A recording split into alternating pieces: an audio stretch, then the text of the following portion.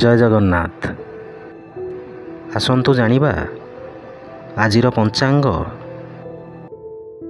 ଆଜି ହେଉଛି ଇଂରାଜୀ ମାସ ଅକ୍ଟୋବର 7 ତାରିଖ 2024 ମସିହା ସୋମବାର।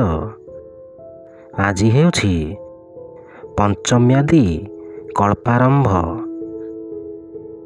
ଓଡ଼ିଆ ମାସ ହେଉଛି ଆଶ୍ୱିନ ମାସ। ପକ୍ଷ ହେଉଛି ଶୁକ୍ଲପକ୍ଷ। ତିଥି ହେଉଛି ଚତୁର୍ଥୀ।